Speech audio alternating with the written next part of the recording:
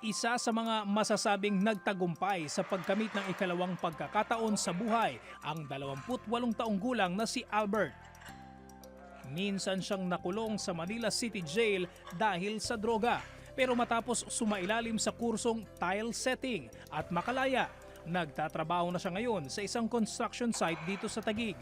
Sa loob po ng MCJ, Manila City Jail, pumasok po ang TESDA ron. Then, isa po ako sa mga naimbitahan na mag-training po sa TESDA. Doon po nag-training po ako ng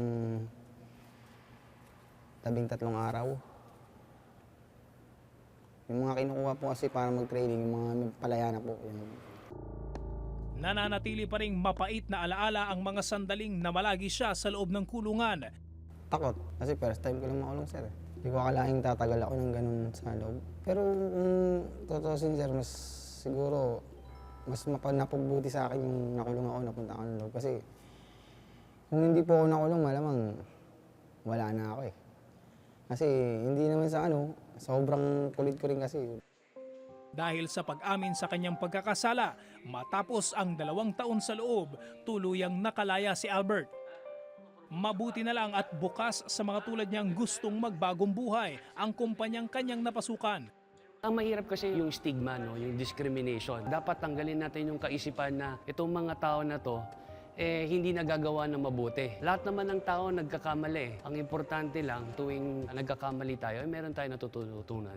So, para sa akin, open sila, welcome sila dito. Kung ito yung daan para makapagbagong buhay sila at mamuhay ng tama, welcome sila sa anytime dito sa amin, dito sa company namin. Ngayong unti-unting nakapagsisimulang muli si Albert. Hiling niyang muling makapiling ang 2 anak na nawalay sa kanya mula nang siya ay makulong. Simula nung pagkahuli ko po, wala na akong ganyan. Kasi namatay din po kasi yung asawa ko. Ay, yung ko sir, hindi nila alam. Kasi mga bata ko po, mga 7 years old tsaka 2 years old po yung bunso.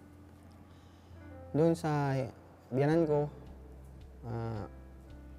Ma, kung po pwede po sana, yung mga anak ko, bigyan niyo po ako ng pagkakataon, makita ko.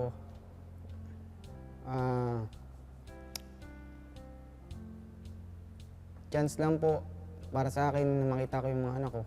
Yun lang. Isa ang grupo ni Melody sa mga inaccredit ng TESDA para magbigay ng skills at vocational training sa mga detainee ng Manila City Jail. Bukod sa pagtuturo ng mga kasanayan, parte ng programa ang pagsigurong mabigyan ng trabaho ang kanilang mga estudyante sa pagtatapos ng kurso. Sa employer, naging problema namin dyan, paano tatanggapin ng employer na itong ipinapasok namin ay galing sa City Jail. Una, iisipin ng employer na baka magkaroon ng problema sa site. So, ang ginawa namin, bago kami mag-deploy, kinausap namin yung mga employer. Nabi namin na as part of TESDA program, kailangan natin tulungan yung mga nanggagaling sa loob. Nagkaroon kami ng agreement na basta't magkaroon ng NBI and clearance mula dun sa City Jail, tatanggapin nila. So kailangan maniwala ka sa kanila na may kakayanan sila na gawin yung mga bagay na kayang gawin ng mga nasa labas. So trust lang sa kanila. Meron tayo kasing mga basic principles on the treatment of prisoners. I-protect at i-respeto natin ang mga karapatan ng prisoners dahil sila ay tao. Meron silang likas na dignidad at kahalagahan bilang tao. Kailangan din natin tignan yung mga conditions kung paano mapapaayos ang kanilang buhay habang nasa loob in preparation for eventual reintegration. No? So dito pumapasok yung education and training program sa loob ng prison.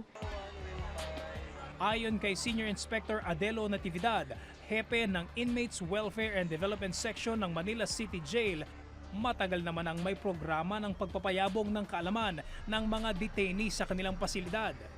Pero dahil tila lumolobo pa ang mahigit 6,000 nakakulong dito, naisipan nilang mas paigtingin pa ang programa para sa mga PDL o Persons Deprived of Liberty. Kung ang tao nilagay mo rito para mo lang ikulong, wala kang intervensyon, ano mangyayari? Sila yung mga tao mga kasalamuha natin.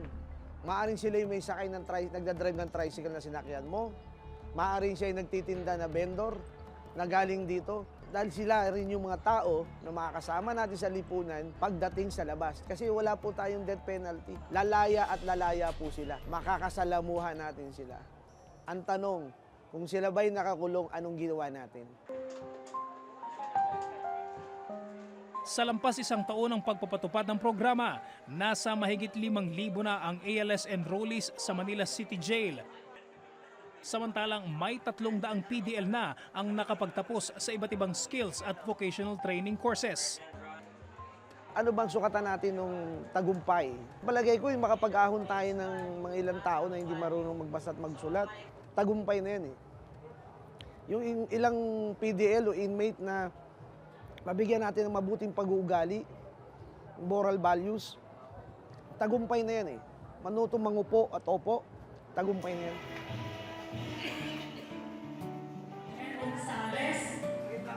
Samantala, ngayong araw, itinakda ang pagtatapos ni Bong at ng mga kakosa niyang sumailalim sa Hilot Wellness Training.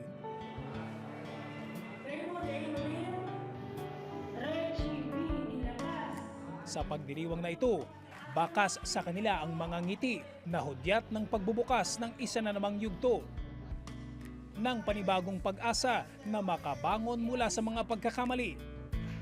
At hangaring balang araw, makamit ang lubusang pagtanggap ng lipunan sa mga gaya nilang muling nakatagpo ng halaga sa buhay.